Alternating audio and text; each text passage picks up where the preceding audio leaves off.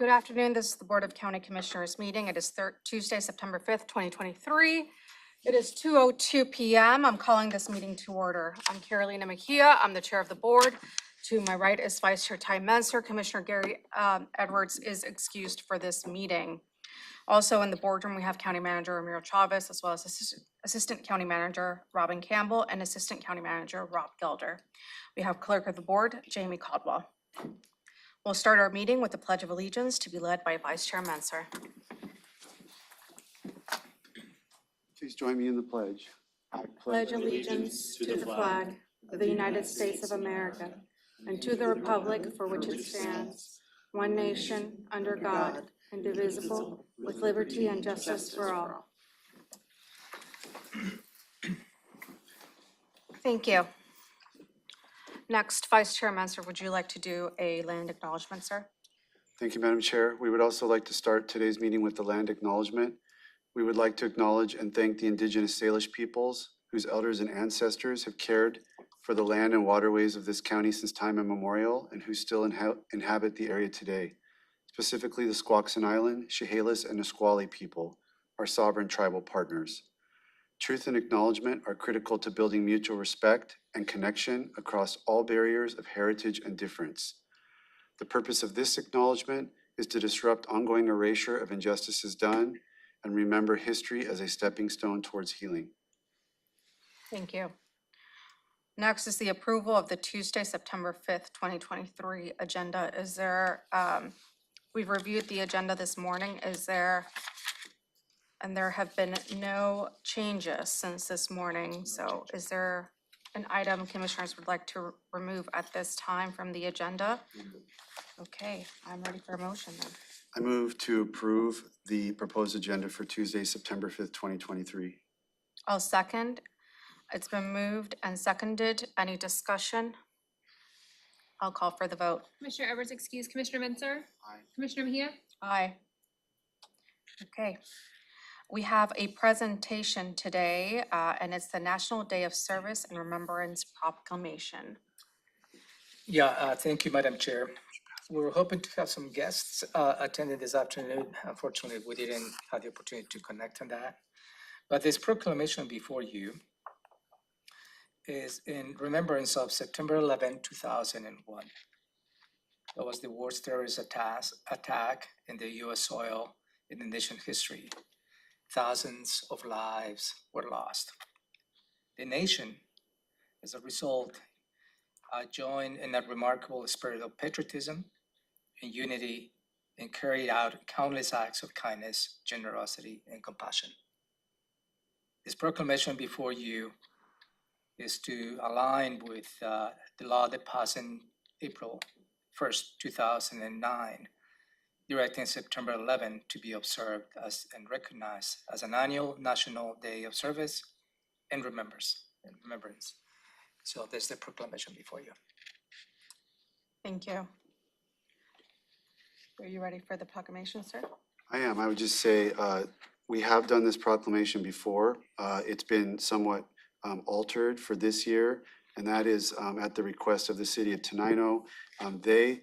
It's one of our communities in South County, and they have adopted First Responders Appreciation Day, and they will be having their annual picnic event this Saturday, I believe, to commemorate that. And so we sort of compared notes on this and introduced elements of what they're doing into our revised proclamation. So just wanted to point that out. I think Councilmember McCallahan was hoping to be here, but anyway, he was our point person for working through that. I'm ready to go if you're ready. Thank you. Okay, Thurston County Proclamation, September 11th, National Day of Service and Remembrance.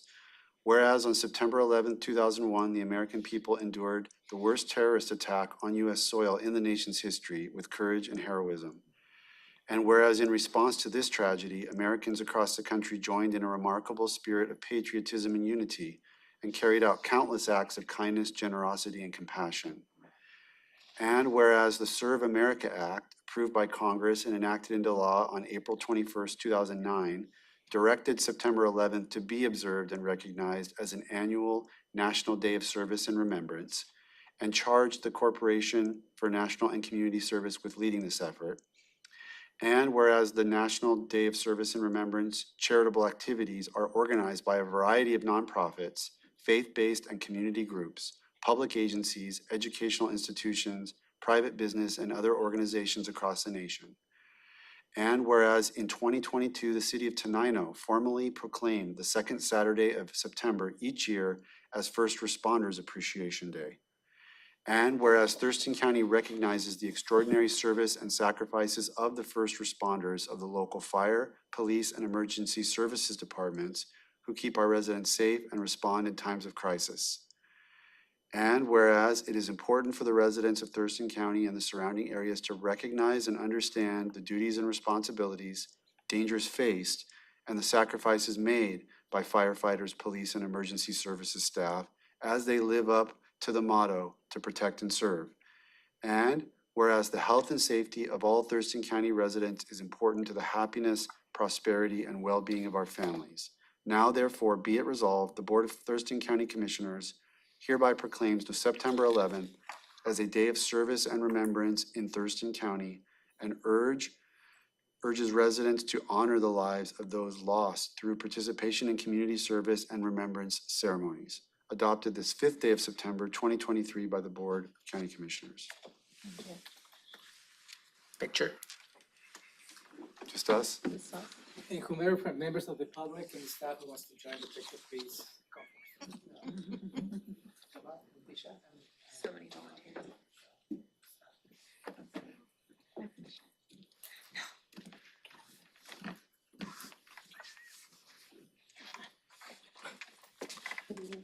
Yep.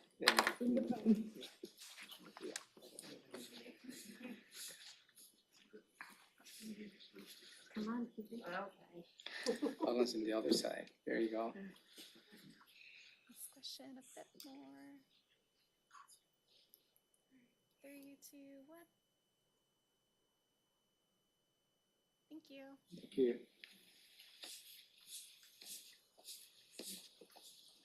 We'll wait for Commissioner Edwards and then we can move it to Councilmember Calhoun.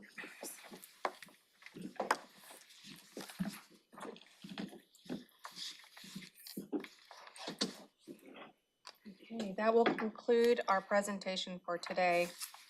Next is an opportunity for the public to address the board. The Board of Thurston County Commissioners welcomes comments from the public. However, there are some guidelines governing such comments to ensure they are appropriate. Do not take advantage of the fact that most meetings are televised. The general speaking guidelines are as follows. Please introduce yourself, including the address you reside in the county. Please address the board, not the audience or staff. Please silence your cell phones for those members in the boardroom. Speakers are limited to a total of 4 minutes to address the board. Meeting attendees cannot donate their speaking time to another person. No comments that are lewd and offensive, inflammatory, hateful, defamatory, or discriminatory in nature. Please be respectful. No outburst of any kind. No comments that are commercial in nature, such as promotion of a for-profit business. All materials provided to the county may be considered public records, subject to public release upon request, pursuant to the Public Records Act, Chapter 4256 of the RCW. No remarks about pending land use permits or similar matters that could eventually come before the board on appeal. Thank you for your cooperation. I will go through the sign-up sheet. If you didn't get a chance to sign up, I will call on you afterwards, and then we will move on to Zoom. First person on the sign-up sheet is John Pettit.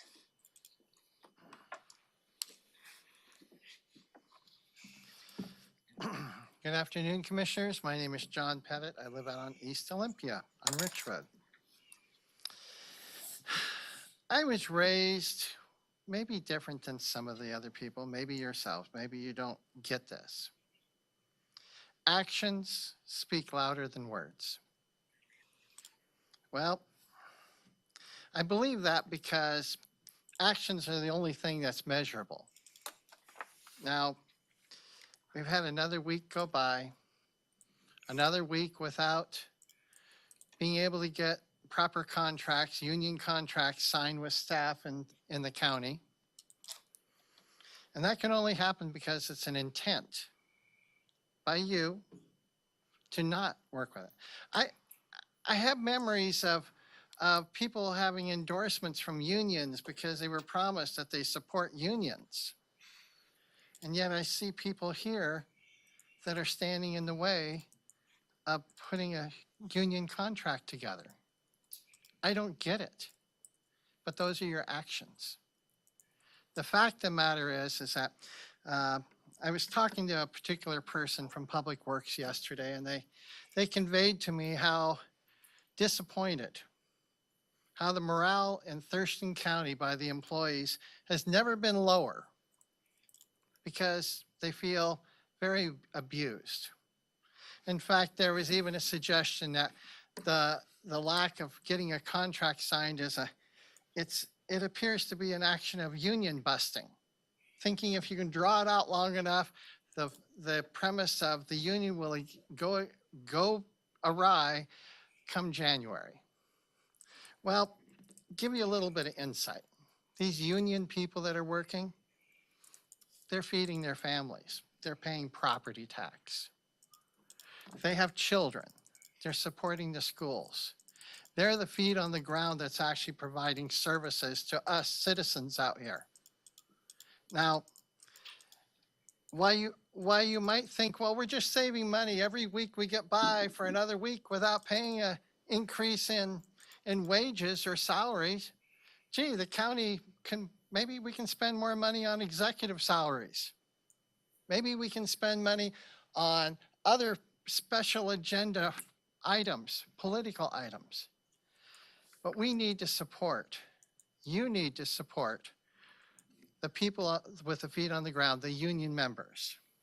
Now, it really is harmful when I do too many number calculations, and I calculate this out and I realize that the average employee out there, these union people that should be receiving that increase in salary, they're being paid, well, about $100 a week less than what they should, because you've decided you don't want to give them a pay increase. You've decided that you don't want them to have even the aspect of a retention bonus. Those were your decisions. You need to take ownership of them. You need to try to walk somewhere and think that these people actually respect you. Nobody respects somebody who is intentionally holding back from them. There's no excuse. Another failure. So I wanted to bring this out because I think the employees of Thurston County, I think they should all just strike for a couple days, and that might bring some attention to them from the people, and they can fill this room full of citizens who are mad as heck about the idea that you've chosen to neglect and fail to take care of the workers that support Thurston County. Thank you. Next is Terry Ballard.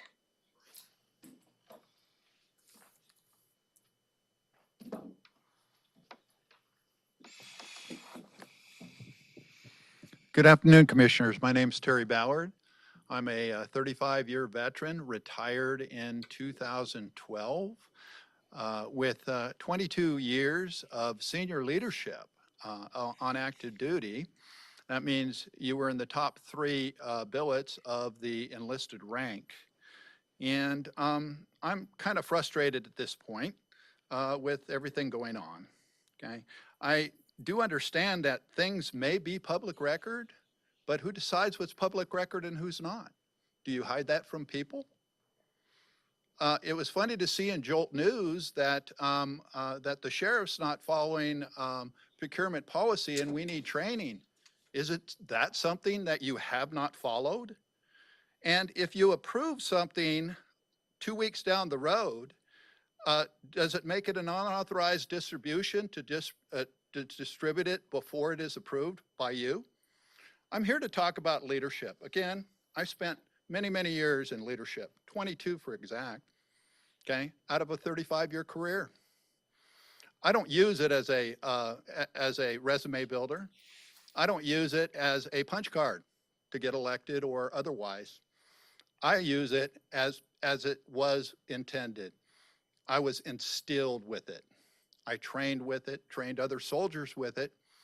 And quite frankly, I taught non-commissioned officer academy. So I taught sergeants, young sergeants, okay? And the term I'm going to use is leadership. In the Army, we spell it LDRSHIP, which means loyalty, duty, respect, selfless service, honor, integrity, and the personal courage to do what is right. To explain these values, and to explain the acronym, loyalty, bear true faith and allegiance to the U.S. Constitution, the Army, your unit, and other soldiers. Shouldn't you be doing that here as part of your leadership? Duty, fulfill your obligations. You must always fill your obligations. That's what you're paid to do. Respect, treat people as they should be treated.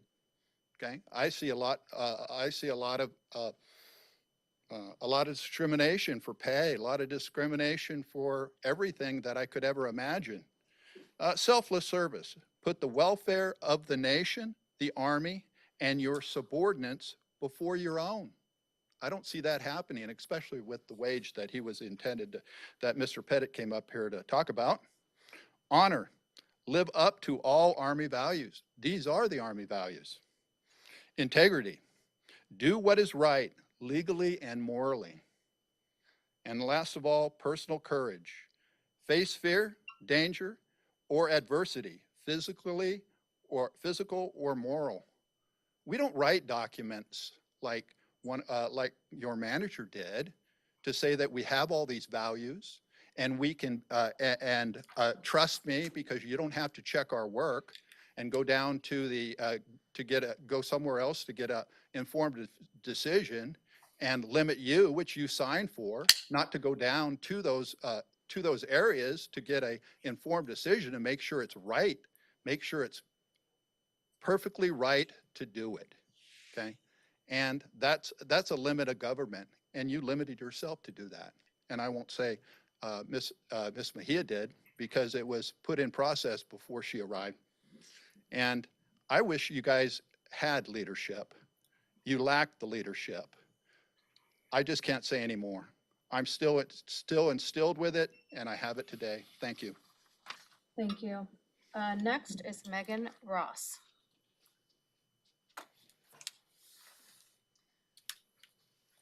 Hello, and thank you for the opportunity to speak to the Board of Commissioners. My name is Megan Murphy Ross, and I live in unincorporated Thurston County.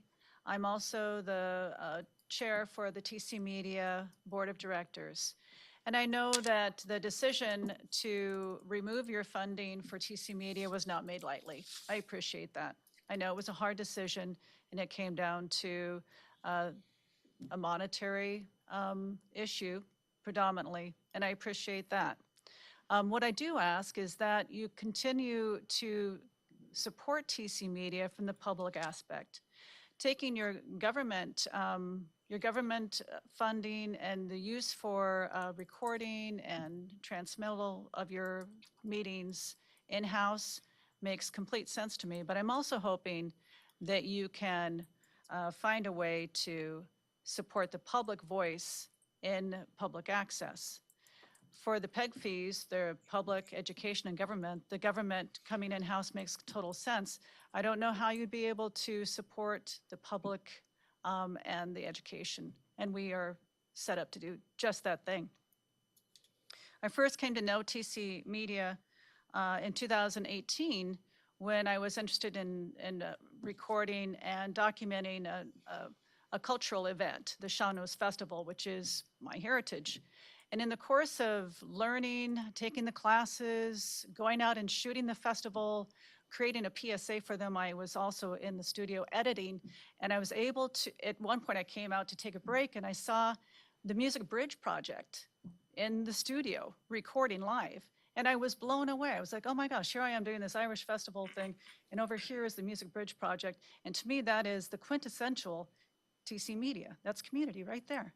And I just want to make sure that that continues, that the ability for people to have their voice heard is something that is so important. And we have the tools at TC Media to be able to do that.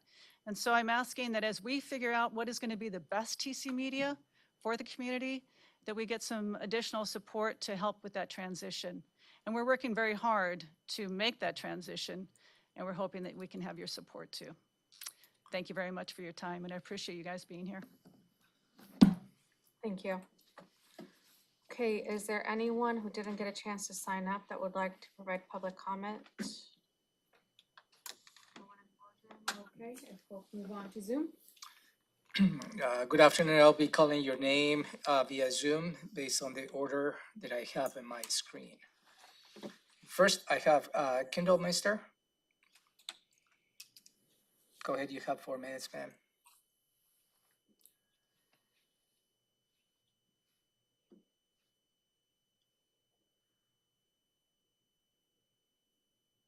If you can unmute yourself.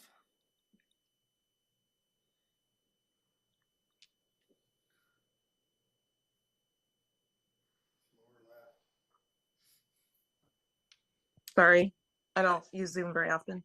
Okay, got it. Okay, Go can ahead. you hear me well? Yeah, you have 4 minutes. Go ahead. Okay, I just wanted to come and, like Megan, show my support for TC Media.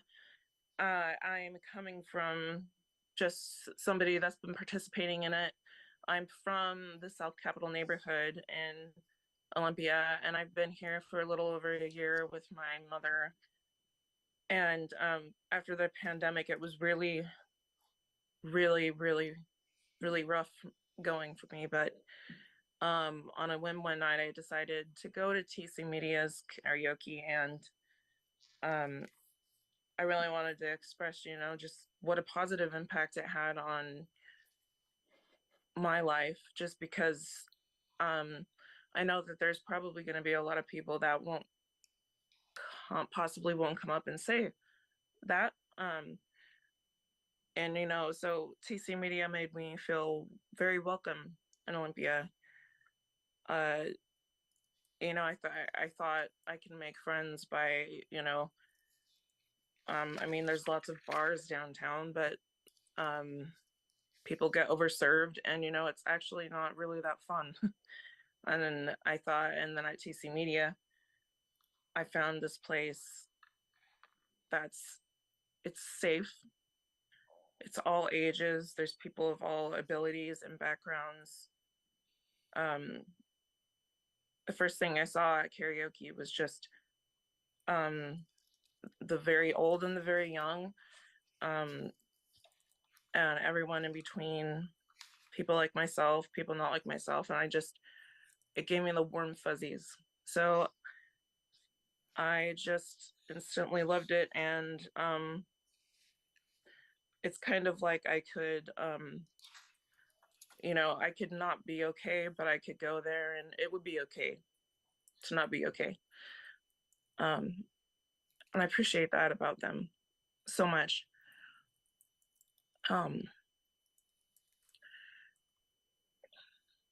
And I've taken a lot of classes there, and so I've learned how to do things that I would never otherwise be able to learn how to do, simply because who else is going to have thousands of dollars worth of equipment for you to handle and look at while you're being taught something. And now as my family grows older, I'm hoping to interview the oldest people in my family using the equipment, because I just learned how to. So I was just thinking about what an amazing opportunity that is because of TC Media, to do something like that, to create, an interview of my family, and maybe present it at the family reunion next summer. And I want to make sure I'm not forgetting anything. I know it's really hard that I know there's a lot of frustrations with how money has been handled, and I feel those frustrations as well. It's very understandable, and it's very unfortunate, but I'm hoping that you don't give up on us. Live at 5 was one of the most. You have 30 seconds, ma'am. 30 seconds. Live at 5 was definitely one of the most positive experiences I've ever had in my life. And if you have the time to watch it on YouTube, I would watch it. So thank you very much for listening to me today and being here. Thank you. Next, I have Gary Italy. No comments today. Okay, thank you. Next, I have Chris Lester. No comment. Mister, can you mute yourself? Yes. It's an echo. Thank you. And that will conclude public testimony, Madam Chair. Okay. Perfect. Thank you. Next, we will move on to county manager's update. I don't have any follow-up updates for you today. Any questions? No questions? Okay. We'll move on to consent agenda. There's only one item on the agenda today. Is there a motion? I move to approve consent item 3A. I'll second. This is a non-debatable motion. I'll call for the vote. Commissioner Edwards excused. Commissioner Menzer? Commissioner Mejia? Aye. Okay. Moving on to department items, 4A from the Commissioner's Office, interlocal agreement for regional coordinated implementation of the Thurston Climate Mitigation Plan, and Rebecca Harvey, the Climate Mitigation Senior Program Manager, will present this item. Good afternoon. Can you hear me okay? Good afternoon, Chair and Commissioner and County Manager. So we're here today to request the Commission to approve the new interlocal agreement among Thurston County, City of Lacey, City of Olympia, City of Tumwater to support regionally coordinated implementation of the Thurston Climate Mitigation Plan for an amount not to exceed $47,500 in 2023 to 2024. And authorize the county manager to execute the agreement and amendments that did not exceed 10%. Would you like me to give a brief summary or? Yes. Okay, so this is, as I said, a new agreement among the county and the 3 cities to support implementation of the climate mitigation plan through 2030. It defines a collaborative framework for implementing the plan that is led by individual jurisdictions and supported by an executive committee of elected officials, a multi-jurisdictional staff team, and a community advisory work group. The agreement outlines roles and responsibilities of each of these groups and collaborative activities, including an annual climate mitigation retreat, future updates to the plan, development of a greenhouse gas inventory, and administrative support. Under this agreement, Thurston County will contract for the greenhouse gas inventory services, and the City of Lacey will contract for the administrative support services, which will include facilitating the executive committee and the community advisory work group, producing an annual climate mitigation progress report, developing and maintaining a new website for the collaborative. Each of the 4 jurisdictions will contribute an annual share of funds for these contracted services, and a 15-month budget from October 2023 through December 2024 is included with the agreement. The county's estimated share of the total costs will be not to exceed $47,500 for that 15-month period. Thank you. Thank you. Questions for Rebecca? The 47,500 includes the greenhouse gas inventory you clarified this morning. Yes, it does. And in previous briefings, it was discussed, I believe, that it's not decided whether or not that inventory will occur every year or every potentially 2 or 3 years was the alternative proposal. That is correct. The not to exceed amount of $47,500 does include up to $10,000 for each of the years for greenhouse gas inventory in 2023 and 2024. If we, as a collaborative, decide not to do the inventory in 2024, then that will be reduced by about It might look like 37,000. closer to that. Yes. Okay. Thank you. Okay. No questions for me. I'm ready for a motion for you. I move to approve the interlocal agreement between Thurston County, City of Lacey, City of Olympia, and City of Tumwater to support regionally coordinated implementation of the Thurston Climate Mitigation Plan for an amount not to exceed $47,500 in 2023-2024, and authorize the county manager to execute the agreement and amendments that do not exceed 10%. I'll second. It's been moved and seconded. Any discussion? Hearing none, I'll call for the vote. Commissioner Edwards, excuse Commissioner Menzer. Commissioner Mejia, Aye. Thank you. Thank you. Okay, moving on to community planning and economic development. Item 5A is to set a public hearing for Pogue site-specific land use plan and rezoning amendment. And Amelia Schwartz, Associate Planner, will present this item. Good afternoon, Commissioners. My name is Amelia Schwartz. I'm an Associate Planner with Thurston County Community Planning. Staff are requesting that the board set a public hearing on the Pogue site-specific land use plan and rezoning amendment for October 3rd, 2023.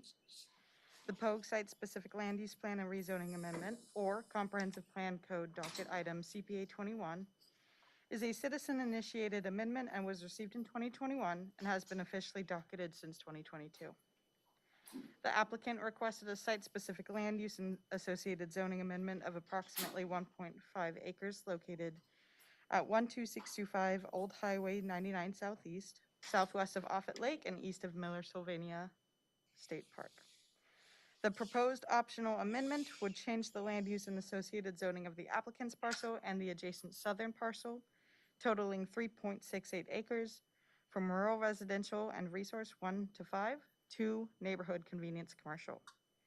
The public hearing would be noticed by legal notice, an updated webpage with documents, webmail, and press release.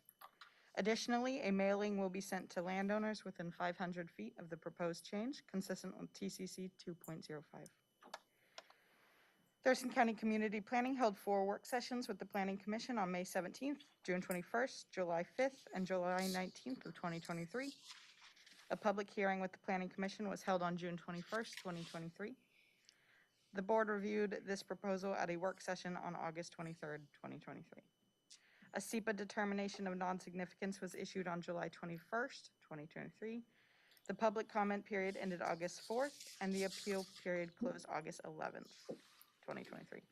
2 comments were received by the close of the comment period, and no appeals were received. Thank you. Any questions? Did the planning commission take a vote? Did you say that? Yes, they did a vote to recommend no recommendation as they were split between 3 options, none with a majority. Okay, and how many votes out of those were for not approving any of the options? I believe there were 2 or 3 for option 1, which is no change, but I can't remember exactly the number, but it was not a majority. Okay.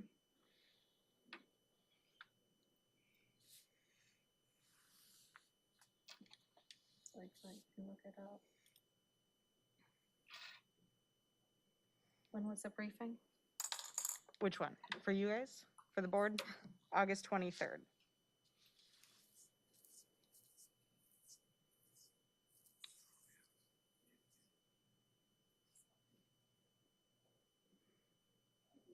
One second. No worries. So for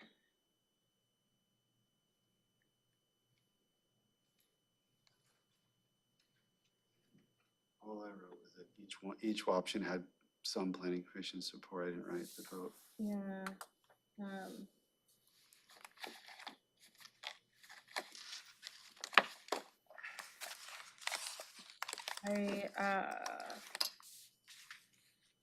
I remember we spoke about it, but I don't remember, it doesn't have the numbers. I thought maybe it had the votes in the slideshow. But I'm not seeing it. Yeah, I think because they ended up doing just a no recommendation vote, I didn't memorize the numbers, so my apologies. It was a 5 to move to recommend, not recommendation. 5-2. 5 for what? It was the vote from the planning commission was 5-2 to recommend, not recommendation. 5-2-2. 5-2 to recommend to the board. But she said they were split among 3 options and you're not Yeah. giving 2 numbers. And so since they were split on the 3 options, what they decided to do was to do a vote of no recommendation or not. So Because five, they could tell after the 4 work sessions that they weren't going to be able to get a majority vote on any of the 3 options. So what they voted on, instead of voting on the options after doing a quick raise of hands to see support for each option, they did a vote. 5 of them chose to go for no recommendation. 2 voted against it. They wanted to stay there longer and try to figure out an option. And then I believe 1 or 2 others were absent.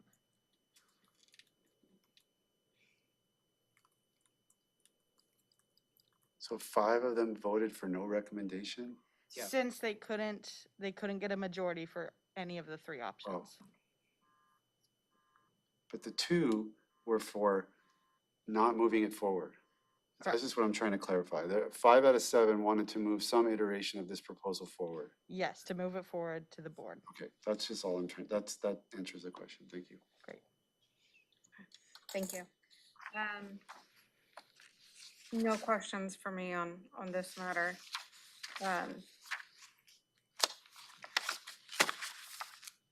And what will be made available to the public will be the option 3. Yeah, based on board direction. Okay, With people being free to comment on option 2 if that's how they feel, Absolutely. or option 1. yeah. or option 1, right? Yeah. And then option 1 was no change. Option 2 was just to include Just the applicant's parcel. just the applicant's parcel. And then option 3, which the board went ahead with, was to include both The middle parcel. the middle parcel. The connecting one, essentially. Yes. Okay. Thank you. Which the property owner of the middle parcel is supportive of this action. Do we need to move to set a public hearing right now, though? Yeah, they will, Now we're they will gonna- do that. Ready for a Perfect. motion? Okay, sorry, this is my first Yeah. one. That's okay. I move to set a public hearing for Tuesday, October 3rd, 2023 at 3:30 PM or soon thereafter as the matter may be heard at 3000 Pacific Avenue, room 110, to take public comment on the POG site-specific land use plan and rezoning amendment. I will second the motion. It's been moved and seconded. Is there any discussion? Hearing none, I'll call for the vote. Commissioner Edwards is excused. Commissioner Mensah? Aye. Commissioner Mejia? Aye. Thank you. Okay, moving on to Public Health and Social Services, item 6A, Family Support Center Contract, and Keely Marino. Our Homeless Response Program Manager will report on this item. Wonderful.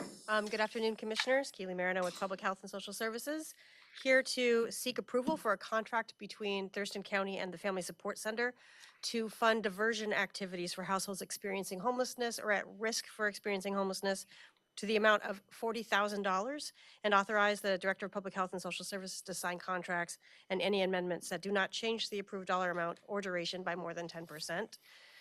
So on June 14th, the Regional Housing Council approved award recommendations provided by the Homeless Services Advisory Board for homeless services programming. Included in the recommendations was a $40,000 award to Sidewalk to provide diversion services for the single adult population. And then on June 20th of this year, 2023, the Board of County Commissioners provided final approval on those award recommendations. So diversion activities for the public is trying to divert individuals out of the homeless crisis response system by either providing some funding for really flexible funding for activities to keep them out, or a little bit of help. So that's what diversion activities are. On August 2nd, however, our office, the Office of Housing and Homeless Prevention, we received informal notification that Sidewalk was intending to close their doors and cease all provision of services. This notification gave us a couple of weeks to prepare the Homeless Services Advisory Board to consider how to reallocate these funds. On Monday of August 21st of this year, we did receive a formal notice that Sidewalk would be not moving forward with the contract due to shuttering their doors by the board president of Sidewalk. And on that same day, the Homeless Services Advisory Board had their scheduled meeting, during which this was presented to them to deliberate what should be done with those $40,000 originally awarded to Sidewalk. Through unanimous approval, the Homeless Services Advisory Board determined that the $40,000 should be awarded to Family Support Center, as they are our coordinated entry provider, and part of coordinated entry is diversion. So those activities are already taking place within Family Support Center's operations.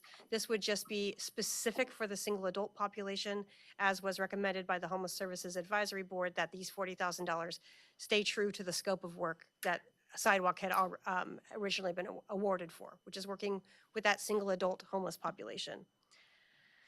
And I think that's all. I'd be happy to take any questions.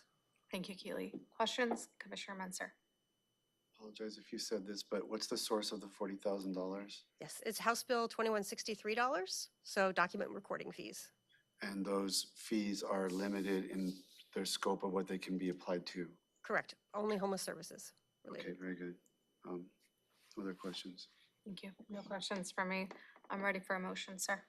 I move to approve the contract between the county and Family Support Center to fund diversion activities for households experiencing homelessness or at risk of homelessness for the amount of $40,000, and authorize the Director of Public Health and Social Services to sign the contracts and any amendments that do not change the approved dollar amount or duration by more than 10%.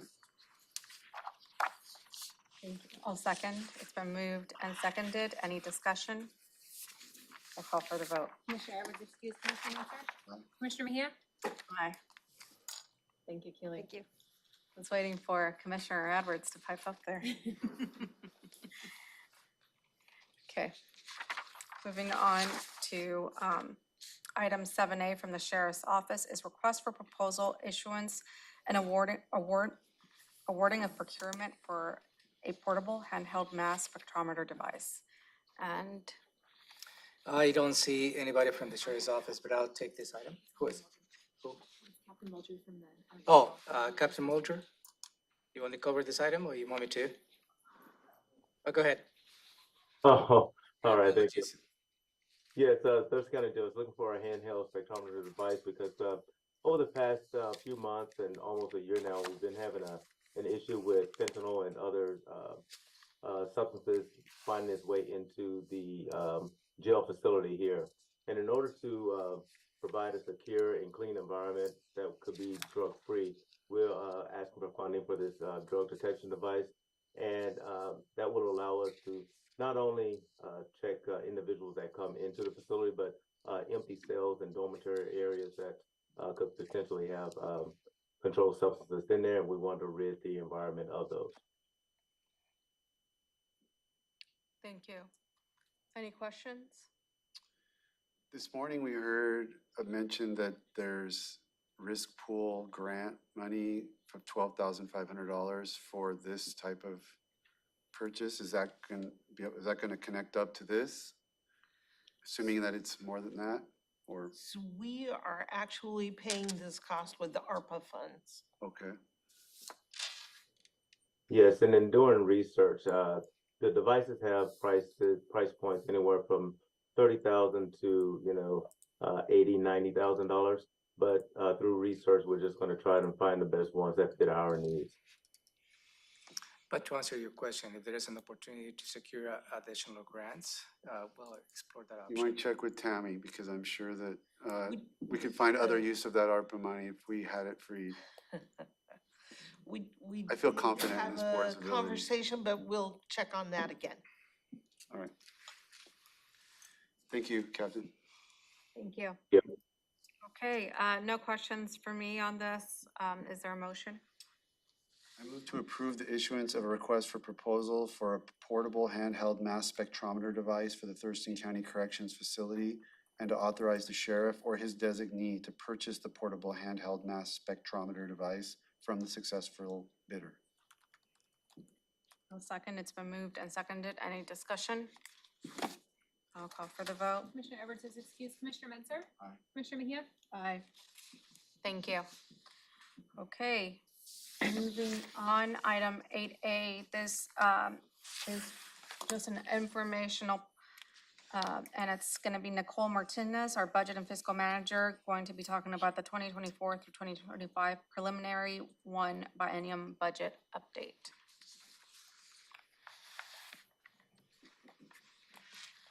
Good afternoon, Commissioners. Can you hear me? A little bit A little bit louder?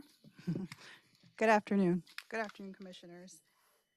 Nicole Martinez, Budget and Fiscal Manager. I'm here today to talk about the 2024-2025 biennium budget. This is the preliminary one budget.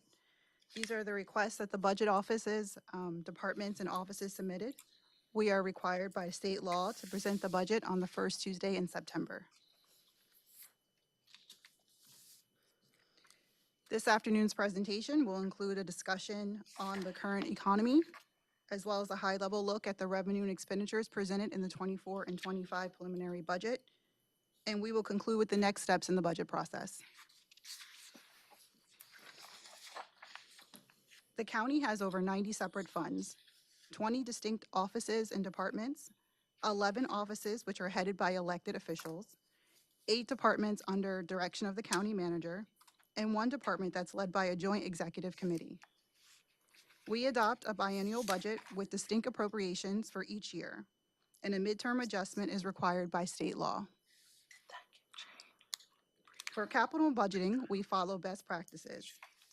We budget full project cost, the capital budget balances to the capital facilities plan, and we provide flexibility between the years.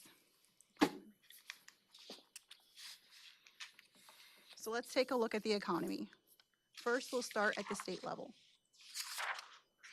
The Washington unemployment rate is now at a historic all-time low at 3.6%.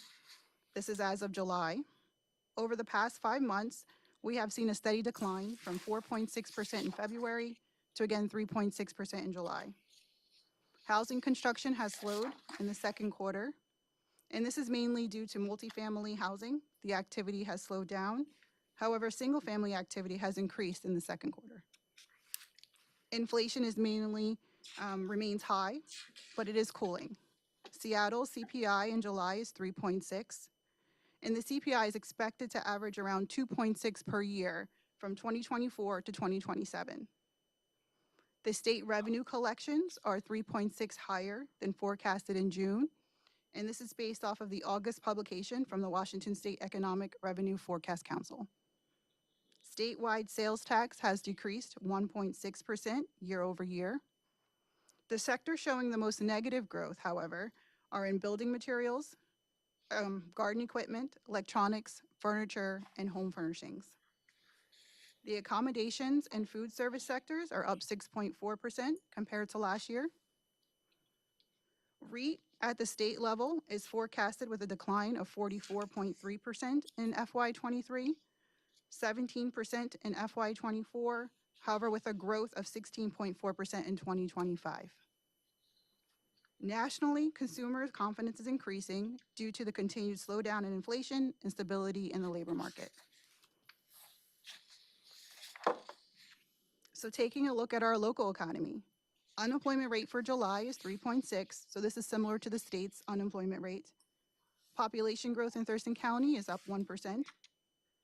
And gathering information from Redfin, we see that the real estate market, average homes in Olympia are selling in 11 days and at 1.6% above list price. Property taxes, their increase is limited to 1% growth, and this is without voter approval. A very preliminary value to the new construction attained from the assessor. We see a 6% growth over 2022 at $909 million. However, the preliminary total assessed value in the county is down 1%. Sales tax growth is at 2.3% compared to last year. In the past, we saw that the sales tax growth was around 5%, so we see a slowing down. And the cost of doing business, it continues to outpace our revenues. So I'll move on to our property tax assessed values. This is a historical look dating back from 2013 to current tax year. We can see the total assessed value in 2013 was at $23.8 billion, and for the current tax year has went up to $59.8 billion. So I'd like to bring your attention to the fact that the assessor, the very high preliminary value right now is showing at $59.4 billion, so that's a decrease of about 1%. However, we are seeing an increase in the new construction. So in 2013, we saw that it was $287 million.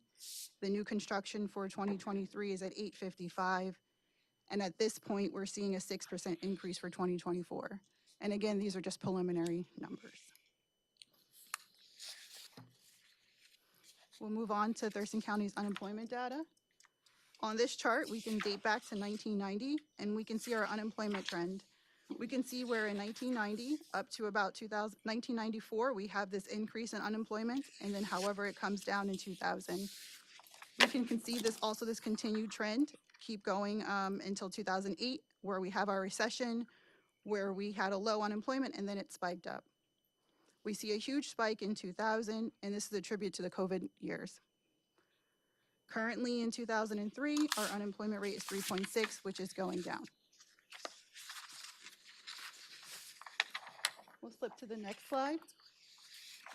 We're talking about sales tax revenue. This is dating back to 2008 to 2003, or 23, excuse me.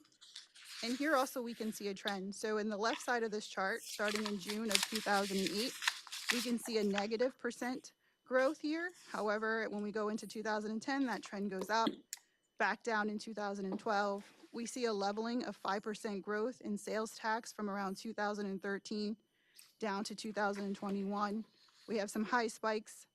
And then now in 2023, at the right side of that graph, we see that our sales tax is going down. The next chart also speaks to our county sales tax.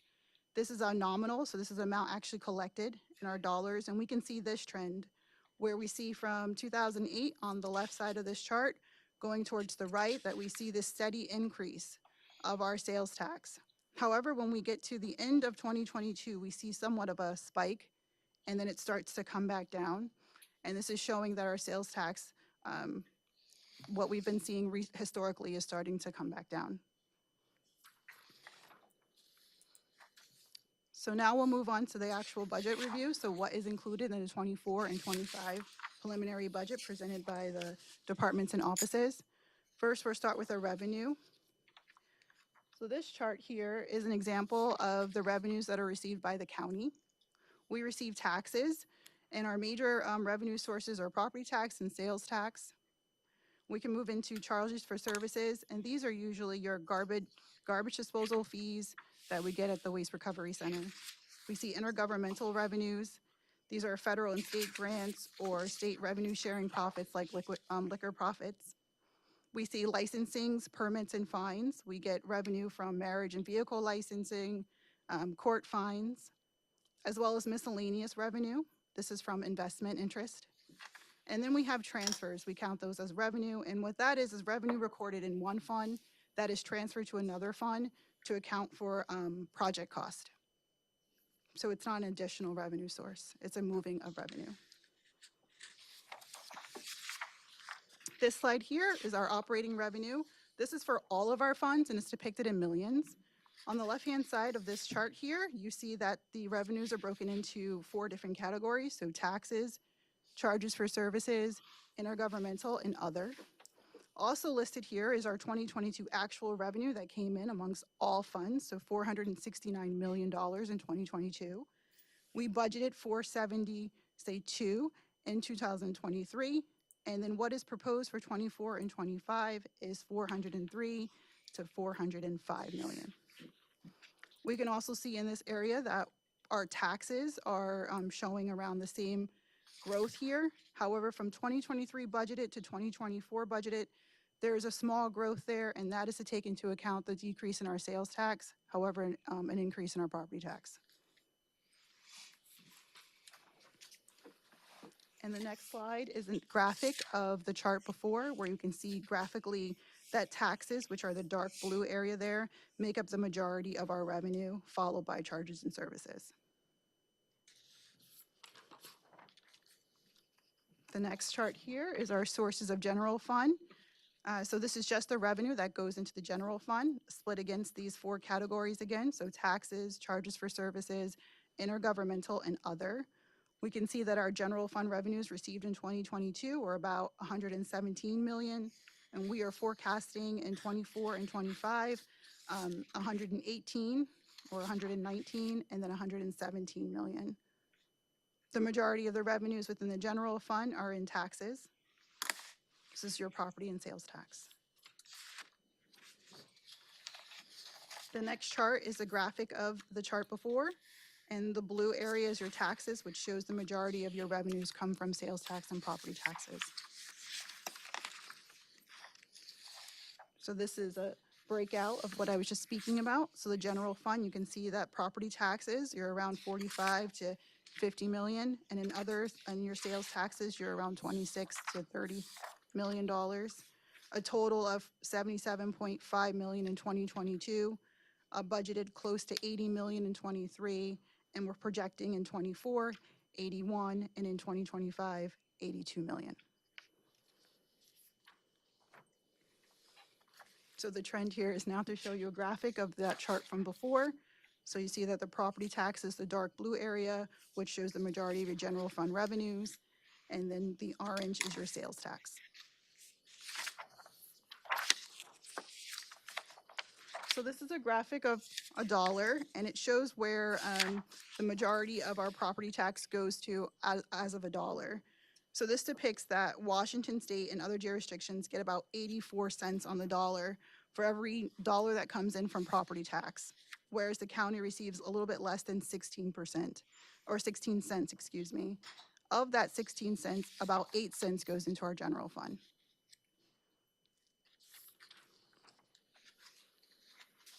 So now we'll jump into expenditures.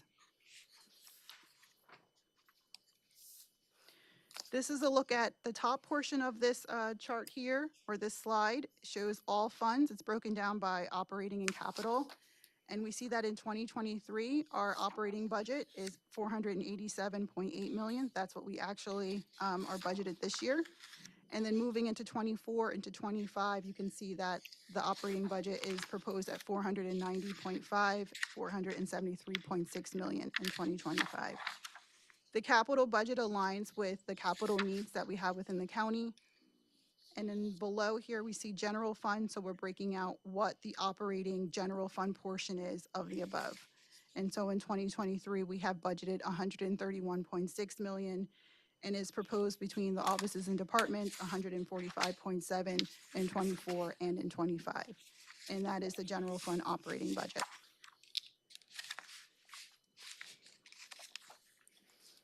The next slide is expenditures again for all funds. It breaks it out into categories. So we have economic vitality, general government, health and human services, internal services, law and justice, and legislative. So for instance, economic vitality is comprised of our CPED and public works departments. General government would be like the assessor and the auditor. Health and human services would be our emergency services. Internal would be like HR, central services, law and justice, the clerk, the sheriff. You can see in 2023 that the budget amount is $567 million, with the majority of the budget sitting in economic vitality, health and human services, and law and justice. And those areas fall forward in 2024 and 2025, where in 2024 we have budgeted 576 million just about, and in 2025, 532 million. And this is a depiction of that slide from before, where we can see in the dark blue the area for economic vitality and law and justice, which is the light blue there. The gray is the health and human services, and these are your major areas within your budget. So this is a breakdown of just our general fund expenditures, again broken down in those categories, but we see that the general funds budget is 131.6 for 2023. Proposed for 24 and 25 is 145.7 million. We can see that the majority of our general fund expenditures are sit within the law and justice category.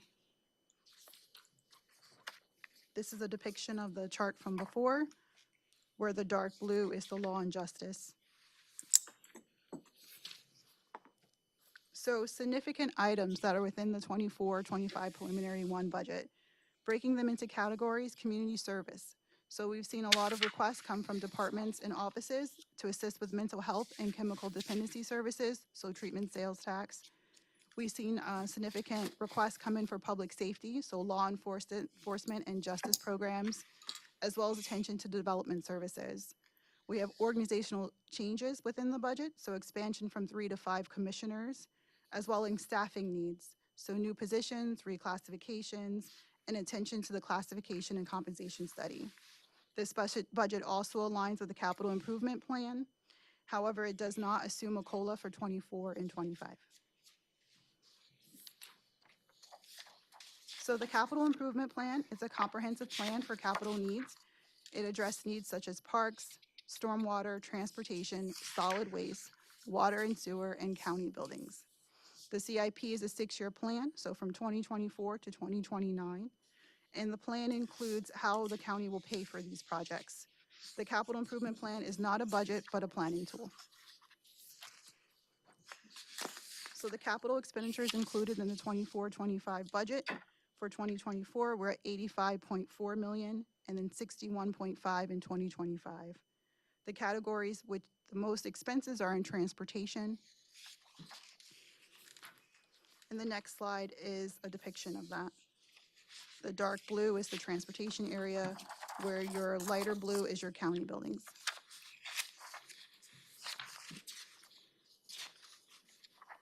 So what to expect in the coming months? Next week, September 11th, 13th, and 14th, we'll do a budget overview. So we'll go into a little bit more depth than we did today. October 2nd through the 13th, we'll have budget presentations where departments and offices will sit before you and speak to you about their request. October 23rd through the 27th, you'll be able to weigh in on those presentations and look into the lines even more, what's included in the budget. November 20th, we'll publish the preliminary 2 budget. December 4th through the 5th, we'll have public hearings where the public has an opportunity to comment on the budget. December 6th through the 7th, we'll have final deliberations on the budget. On the 12th, we'll be able to certify the the tax levy and adopt the budget on December 15th. Thank you for your time, and that is the preliminary budget for 2024-2025. Thank you, Nicole. Yes. Questions, Commissioner Menzer? Slides just got pulled down. I was gonna make a reference to them. Can you bring this PowerPoint? Might be easier for Nicole. I don't know. I was curious about, can you explain to folks, can you go to 14?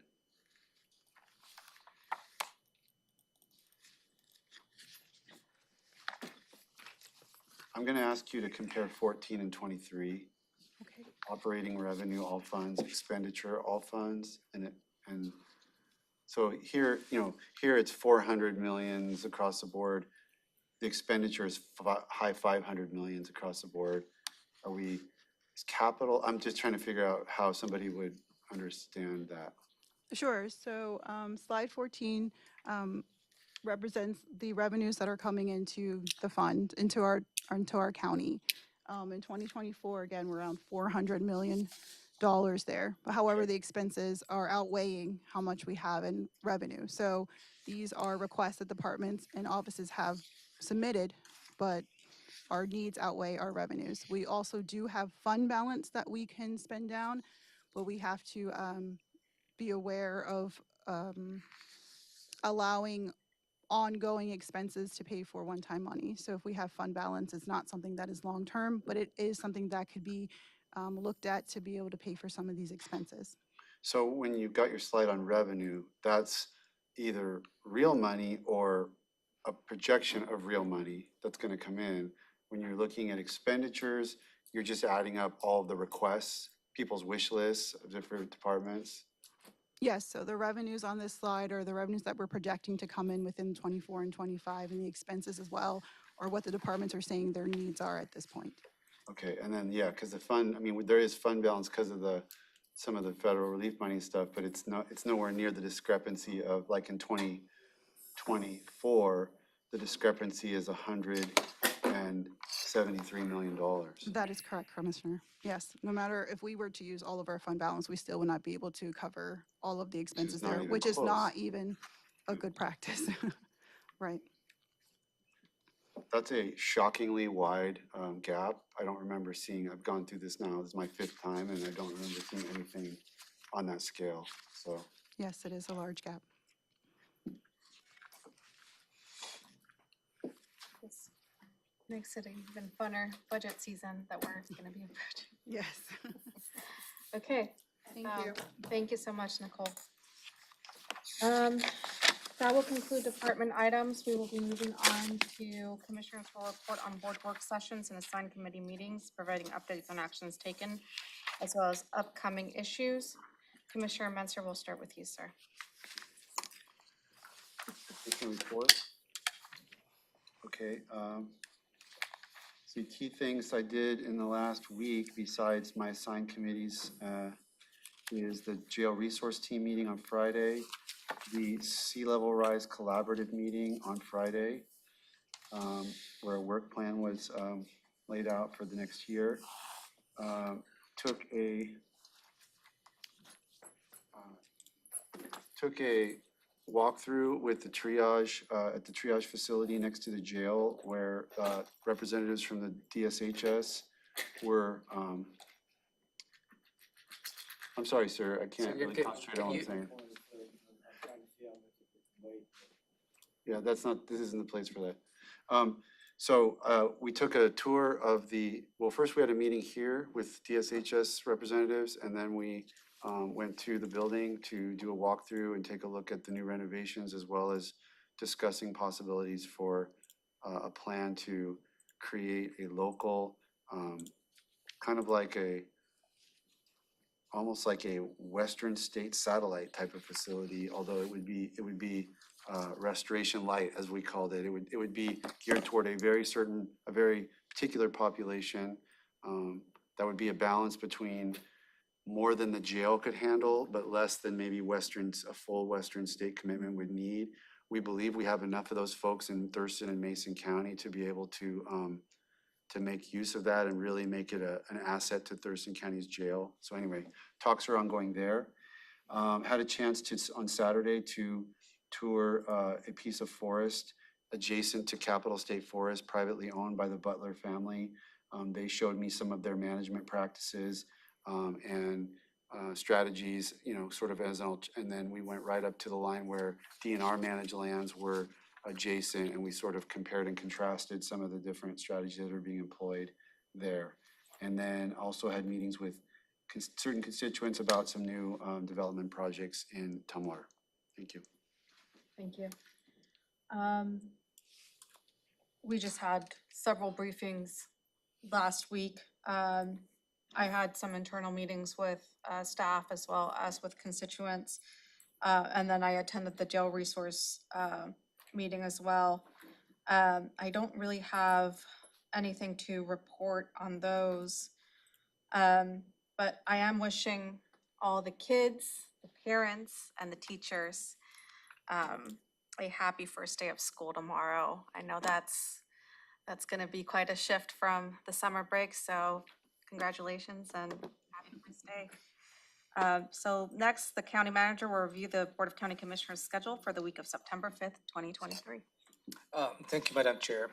Let me walk you through your combined schedule for the upcoming week, where at least 2 commissioners will be present. You may have individual appointments on your individual calendars. Those will not be part of my report.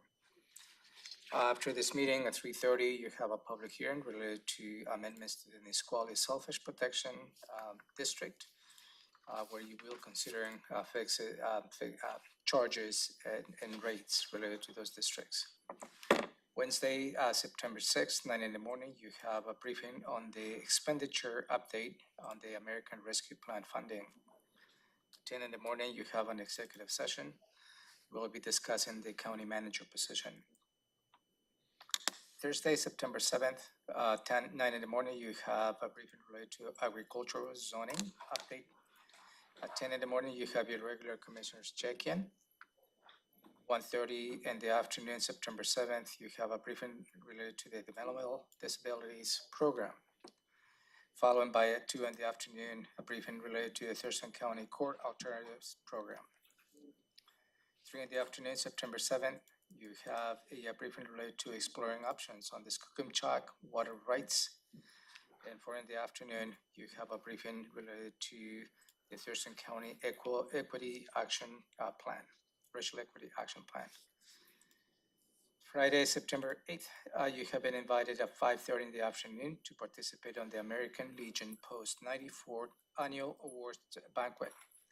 And that is going to be located at 2602 Marvin Road Southeast in Lacey, Washington. Moving on to next week, Monday, September 11th. That's where your week is going to begin with budget briefings, as Nicole stated earlier in her presentation. 9 in the morning from 9 to 11:30, you have preliminary budget briefings. Then you have at noon, your standing Washington State Association of Counties meeting. And you will come back Monday, September 11th, 1 in the afternoon for continuing the conversations on the preliminary budget. Tuesday, September 12th, you have your regular agenda setting at 9:15, following 2 in the afternoon by the Board of County Commissioners meeting. And then at 4:30, you have a Board of Health meeting. And also you have a public hearing related to the Board of Health, and that is going to be related to amendments to the sanitary code in relation to the Nisqually watershed protection areas. That's all I have for you. Thank you. Okay. It is 3:13. We've reached the end of our agenda.